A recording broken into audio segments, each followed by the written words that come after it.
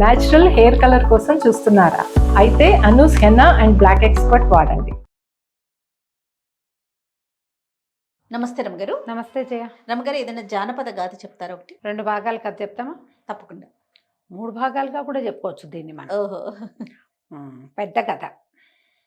పూర్వం అట వసంత నగరం అని ఒక రాజ్యం ఉంది. ఆ రాజుగారి పేరు అనంతవర్మ. ఆయనకి ఒక చక్కటి కూతురు ఉండేది, మధుమాల. ఎంతో చక్కగా ఉండేది. అయితే ఏమైందట, ఒకనాటి రాత్రి ఒక కుర్రాడు రాజభవనంలో పట్టుబడ్డాడు. పట్టుకున్నారు కుర్రాడిని పట్టుకుని తీసుకొచ్చేసరికి అక్కడ సర్వసైన్యాధ్యక్షుడు ఒకడున్నాడు, చాలా గట్టివాడు, వీరవర్మ కుర్రాడు అతను కూడా. ఈ పట్టుబడిన కుర్రాన్ని తీసుకొస్తే తీరా చూస్తే వాడెవడు, వీళ్ళ ఆస్థాన వైద్యుడైన గోవింద శర్మ గారి కుమారుడు. ఓహో. వాడి పేరు ముకుందుడు. వీడు గ్యారంటీగా దొంగతనానికే వచ్చాడని అరిచారు. వీడు ఒప్పుకోలే. ఆ ముకుందుడు అన్నవాడు, కాదు కాదు, నేను దొంగతనానికి రాలేదు, నేను రాజకుమార్తె కోసం వచ్చానన్నాడు. అనేసరికి వీళ్ళంతా నిర్ఘాంతిపోయారు. రాజకుమార్తె కోసం రావటం ఏమిట్రా నీ బొంద అంటే, ఈ సైనికులు ఒకరిద్దరు చెప్పారు, ఈయన మామూలు వాడు కాదండి, కొంచెం వెర్రైనా, చూడ్డానికి అందంగా బ్రహ్మాండంగా 6 అడుగులు ఉన్నాడు, కానీ అమాయకుడు, వెరుబాగులు వాడు, ఏదో నోటుకొచ్చినట్టు మాట్లాడతాడు, వాళ్ళ నాన్నగారు పిలిచి అప్పచెప్పేసేయండి, వీడికి ఏమి పరీక్షించద్దు, ప్రశ్నించద్దు అంటే వీళ్ళు ఊరుకోలే.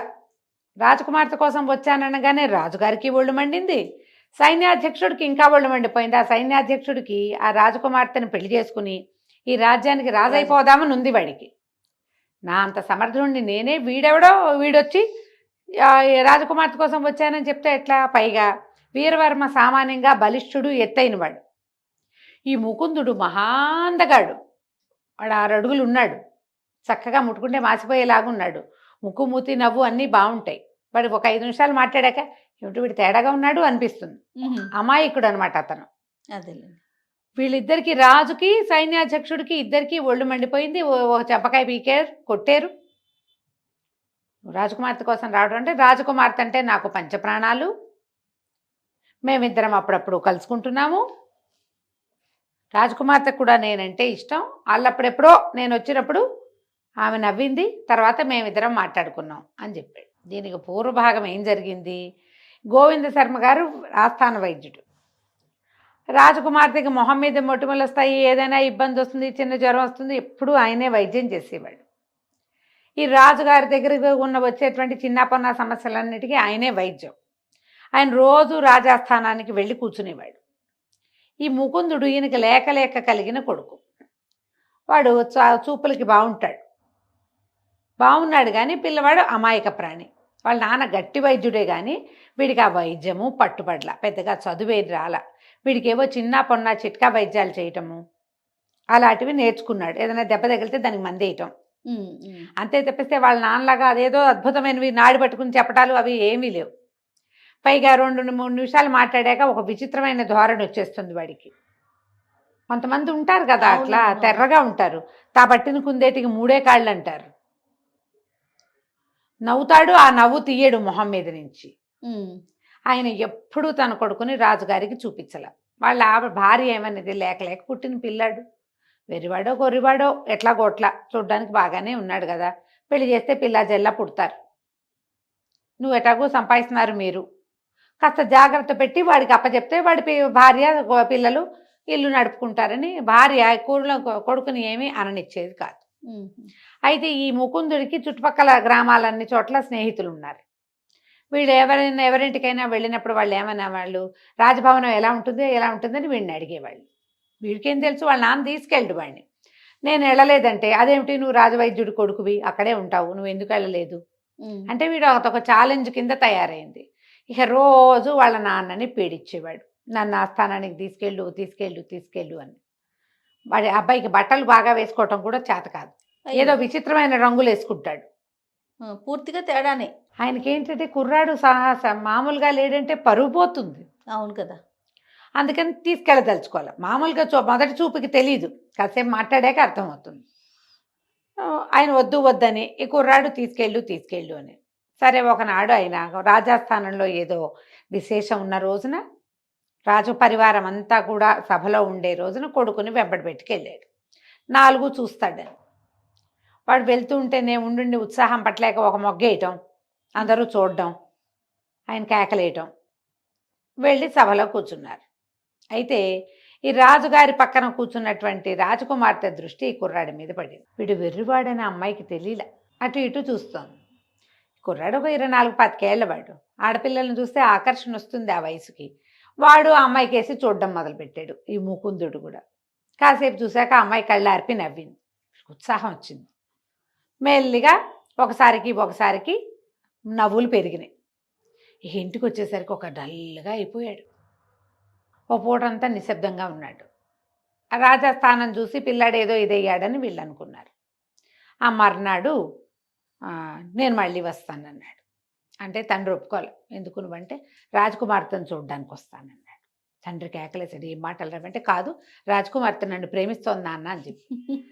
తండ్రి నిర్ఘాంతపడి, ఏం మాటలు మాట్లాడుతున్నావురా, వెర్రా వికారమా నీకు, నిన్ను ప్రేమించడం ఏమిటి, నువ్వెప్పుడు కలిసావంటే నిన్న సభలో నన్ను చూసి నవ్వింది అంటే ఏదో అందరినీ చూసి నవ్వుతుంది, అలాగే నవ్వి ఉంటుంది అంటే కాదు, 3 సార్లు నవ్వింది, నా వైపే చూసింది, మేమిద్దరం ఒకళ్ళనొకళ్ళు చూసుకున్నాం.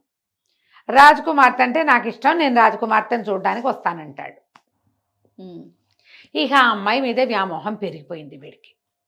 తండ్రి కేకలేసాడు, ఒరే గట్టిగా మాట్లాడుకురా, ఎవరైనా వింటే ప్రమాదము, వాళ్ళెవరు మనమెవరు అని తండ్రి ఏం చెప్పినా వాడు వినలా. ఈ రాజకుమార్తె ఏ ఏ సమయాల్లో తోటలోకి వస్తుంది అవన్నీ తెలుసుకున్నాడు. నాన్నకు తెలియకుండా వెళ్ళి అప్పుడప్పుడు కలవటం మొదలుపెట్టాడు. వీడు నవ్వుతూ మాట్లాడే మాటలు ఆ అమ్మాయి పాజిటివ్గానే తీసుకుంది, కానీ వీడు అదేదో రకం అని అమ్మాయికి తెలియలే. వీడి వెరితనం అమ్మాయికి అర్థం కాలేదు. ప్రేమలో పడిపోయింది. ఆ కన్యావారైతే రూపం అన్నారు. వీడు చక్కగా ఉంటాడు, ప్రేమగా చూస్తాడు, అన్నీ నీ ఇష్టమే అంటాడు. ఆ కాయ కావాలంటే గబగబా చెట్టుకి కోసిచ్చేస్తాడు, ఆ పువ్వు కావాలంటే కోసిచ్చే, అవే కావాలమ్మా ఆడపిల్లలకి, ఇంకేం కావాలి, ఇంకేం అక్కర్లా. వీడు రేపొద్దున నాకు అన్నం పెడతాడా, రేపొద్దున నా రాజ్యం వీడు పరిపాలిస్తాడా, ఇలాంటివి ఏమో ఆలోచించరు. ప్రేమలో పడ్డారు. మధ్యలో ఏమైంది, రాజకుమార్తెకి ఏదో కొంచెం జలుబు చేసింది. ఆ అమ్మాయి తోటలకి దొడ్లోకి రాల. వీడు రాజకుమార్తెను చూడ్డానికి అంతఃపురంలోకి వెళ్ళిపోయాడు. మేమిద్దరం ప్రేమించుకుంటున్నామని రాజుగారికి చెప్పేశాడు. రాజుకు పిచ్చి పిచ్చి కోపం వచ్చింది. వీడిని బంధించండి, గోవింద శర్మని పిలవండి అన్నాడు. గోవింద శర్మ వచ్చాడు. పిల్లాడేమో, ఒరే వాళ్ళ నాన్న ఎంత సైగ చేసినా నోరు మూసుకోరా అన్నా వీడు ఊరుకోడు. మేమిద్దరం ప్రేమించుకున్నాం, ఫలానప్పుడు కలిసాం, ఇప్పుడు కలిసాం, అవన్నీ లిస్ట్ ఇచ్చేసాడు. రాజుకు ఒళ్ళు మండిపోయింది. చంపేయండి వీడిని అన్నాడు. ఇక గోవింద శర్మ గారు కాళ్ళ వెళ్ళా పడిపోయాడు. ఇన్నేళ్లుగా మా తరతరాలుగా మేము వైద్యం చేసాం, చంపేయకండి, నా కొడుకుని వదిలిపెట్టండి అంటే వీరవర్మ అన్నాడు, పోన్లేండి వెర్రివాడు, వీడిని అడవిలోకి తీసుకెళ్ళి కాళ్ళు నరికేద్దాం, అదొక శిక్ష. గోవింద శర్మ గారు, అతని బదులు గోవింద శర్మని జైల్లో పెట్టాలి. ఓహో, ఈయన ఒప్పుకున్నాడు.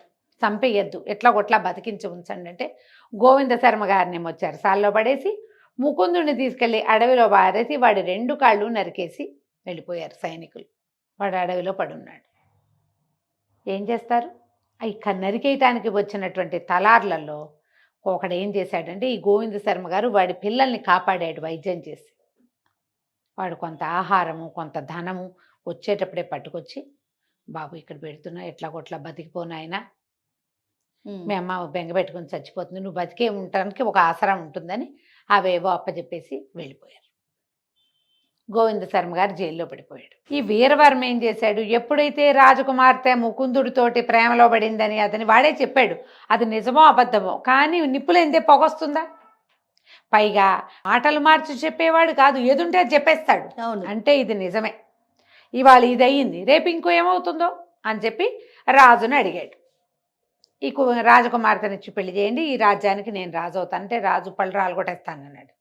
పిచ్చి వేషాలు వేయద్దు, నీ జాతి ఏంటి మా జాతి ఏంటి, క్షత్రియ నేను పెళ్లి చేసుకోవాలంటే క్షత్రియుడు కావాలి, నువ్వు క్షత్రియుడు కాదు, లేదా నువ్వు క్షత్రియుడు అయినా నీ సంగతి మాకు చాలదు అనేసరికల ఈయన ఏమన్నాడు, ఈ సైన్యాధిపతి వీరవర్మ సైనికుల్ని పిలిచి, గోవింద శర్మ గారికి తోచట్లేదుట, రాజుగారు తీసుకెళ్ళి అక్కడ కూర్చోబెట్టండి అన్నాడు.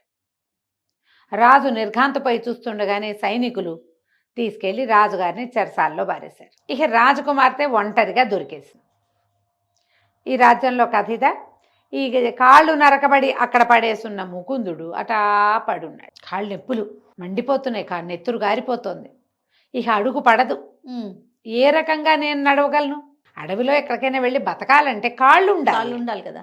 చేయి లేకపోయినా బతకచ్చు. ఒక చేయి పోయిందనుకో, ఓ చెయ్యి ఓ కాలు కాకుండా 2 కాళ్ళు నరికేశారు. అయ్యి వికలాంగుండి అయిపోయాను నేను. వాడు ఏడుస్తూ పడున్నాడు. కాసేపటికి పిచ్చి దాహం వేసేస్తోంది. ఏం చెయ్యాలో తెలియదు. అటా పడుంటే ఇంతలో ఏమైంది, ఏదో పెద్దగా కిచకిచ అనే శబ్దం అయ్యి ఒక పక్షి ఒకటి పరిగెత్తుకుంటూ వచ్చి ఇతని దగ్గర పడిపోయింది. ఎక్కడి నుంచో చిన్న పక్షి, పెద్ద తోక, చాలా కుచ్చుకుచ్చుగా ఉంది. దానికి వెనకకి అంత పుల్ల దిగి ఉంది వెనక భాగంలో. అయ్యో అని దాని దగ్గరికి తీసుకున్నాడు. ఆ పక్షి వెంటనే ఏం చెప్పింది, విచిత్రంగా మాట్లాడింది. నన్ను రక్షించు, నన్ను రక్షించు, నీకు సహాయం చేస్తాను, మీ 2 వేటగాళ్ళు వస్తున్నారు, వాళ్ళ నుంచి నన్ను రక్షించు అనగానే పై ఏం చేశాడు, వీడికి చిన్న చిన్న వైద్యాలు తెలుసు కదా, ఆ పుల్ల లాగేసి విసిరేశాడు.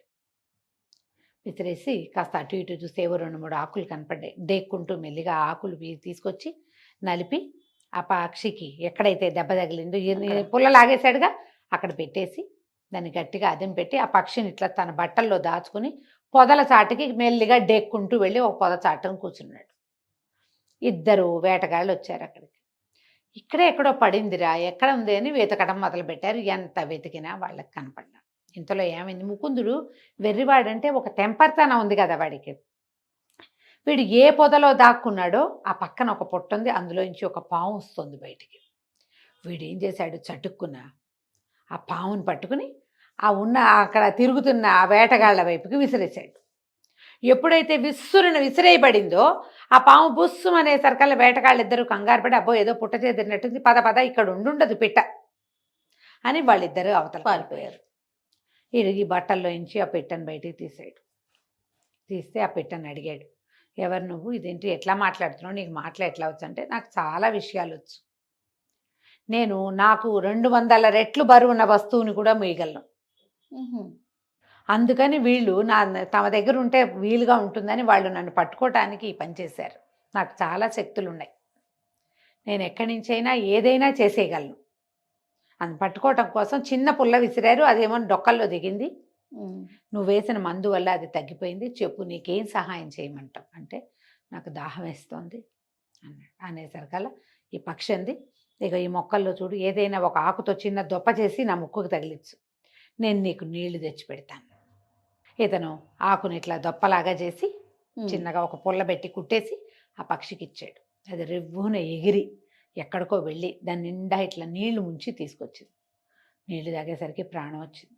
ఇలా ఏం జరిగింది ఏమిటి అంటే, అప్పుడు చెప్పాడు దుఃఖిస్తూ, నేనేం చేయను, రాజకుమార్తెను ఎంతో ప్రేమించాను మధుమాలని, రాజుగారేమో నా కాళ్ళు నరికించేశాడు, ఇక్కడ పడేశారు, మా నాన్న జైల్లో ఉన్నాడు, నన్ను వెరుబాగులు వాడు అంటారు వాళ్ళంతా, నేను రాజకుమార్తెను ప్రేమించా, రాజకుమార్తె కావాలి నాకు, ఈ కాళ్ళు కావాలి కాదు, వాడికి రాజకుమార్తె కావాలి అనేసరికి పక్షి నవ్వింది. అయితే నీ కాళ్ళు వస్తాయి, రాజకుమార్తె వస్తుంది. ఇక్కడికి చాలా దూరంలో ఒక ఆశ్రమం ఉంది, అక్కడ సుమమాలిని అనేటువంటి ఒక తపస్విని ఒక అమ్మాయి ఉంటుంది, ఆమెను చూడు, ఆమె నీకు కాళ్ళు వచ్చేలా చేస్తుంది, రాజకుమార్తె దక్కేలాగా చేస్తుంది అనేసరికల్లా వీడు ఏడ్చాడు. నేనేలా వెళ్తాను, ఈ కాళ్ళే లేవు కదా, ఎట్టా వెళ్ళగలను అంటే, ఇది నవ్వింది పెట్ట, ఒక పని చేయి, నిన్ను నేను అక్కడికి తీసుకెళ్తా, ఇక్కడ ఉన్నవి చెట్ల నుంచి తాళ్ళు ఆకులు వాటన్నిటినీ చేసి ఒక ఉయ్యాలలాగా చేసుకో, నువ్వు అందులో కూర్చో, నేను నిన్ను మోసుకెళ్తా. అదే 200 రెట్లు ఎక్కువ మోయగలదు కదా, నేను మోయగలను నేను నిన్ను అక్కడికి తీసుకెళ్తాను, ముక్కుతో పట్టుకుని తీసుకెళ్ళిపోతా అంటే, వీడు ఏం చేశాడు, మెల్లిగా అక్కడున్న ఆకులు అలములు అవన్నీ చేసి తన కాళ్ళకి వేసి కట్టుకున్నాడు. నెత్తురు గారటం ఆగింది, ఒక రవ్వ నొప్పి తగ్గింది. మెల్లిగా డేకి ఈ అడవి తీగలు లతలు ఉంటాయి కదా, ఆ తాళ్ళన్నీ లాగి తను కూర్చోటానికి ఒక దున్నె లాంటిది తయారు చేసుకున్నాడు, జోల్లాగా. ఈ జోలిలో కూర్చోగానే ఈ పక్షి లేచి దాన్ని ఇట్లా ముక్కుతో లేవదీసి తీసుకుపోయి ఒక ఋష్యాశ్రమం దగ్గర దింపింది. ఆ ఋష్యాశ్రమంలో దిగిన ఈ ముకుందుడు, కాళ్ళొచ్చాయా, రాజకుమార్తె దక్కిందా, ఈ ఋష్యాశ్రమంలో ఎవరున్నారు మనం వచ్చే భాగంలో తెలుసుకుందాం. తప్పకుండా రమ్మగారు. నమస్తే. నమస్తే జీ.